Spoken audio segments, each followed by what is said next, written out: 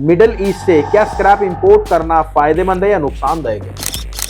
जैसे हम middle east में आते हैं, गल्फ कंट्रीज, बिल्कुल। जैसे यूएई है, दुबई, शारजाह, सऊदी अरब, यमन, कुवैत, पर वो सारे प्रोडक्ट बिकते हैं जो इंडिया में जो बनते हैं, ओके। क्योंकि वहाँ की पॉपुलेशन इंडिया से ही गई हुई है। तो हर वो चीज़ जो यहाँ बनती है उसकी वहाँ ज़रूरत है, और जो वहाँ पैदा होती है उसकी इंडिया में ज़रूरत है।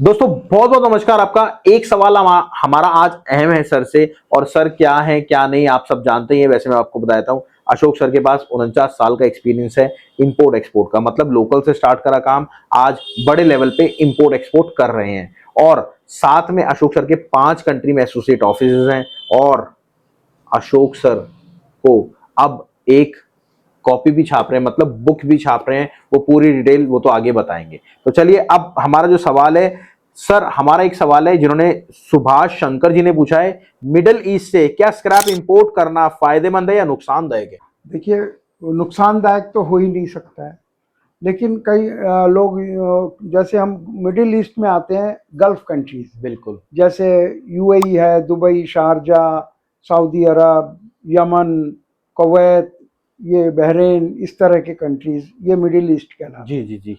तो ये यहाँ से तो इंपोर्ट करना बहुत फ़ायदेमंद है, क्योंकि वो सामान बहुत जल्दी इंडिया पहुँच जाता है। जी जी मुश्किल से 3-4 दिन में शिप इंडिया पहुँच जाता है। जी जी जी। तो बहुत जल्दी टर्नओवर हो सकता है।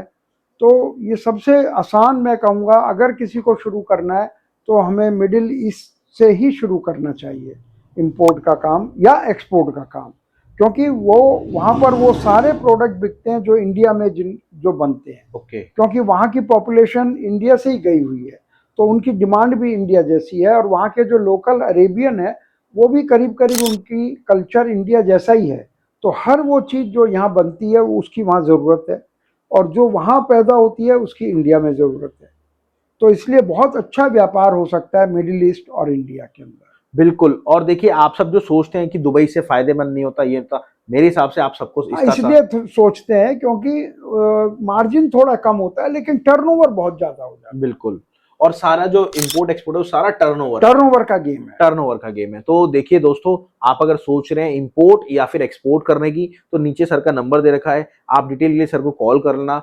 सर आपसे पर्सनली 1-to-1 बात करेंगे। और हाँ, आपसे मेरी रिक्वेस्ट है, आप सब ने अपने कमेंट, जो जो आपके मन में सवाल है ना, वो कमेंट बॉक्स में डाल दो, ताकि उसी पर एक पर्टिकुलर वीडियो बने और आप सब को वो फायदा दे। Thank you sir.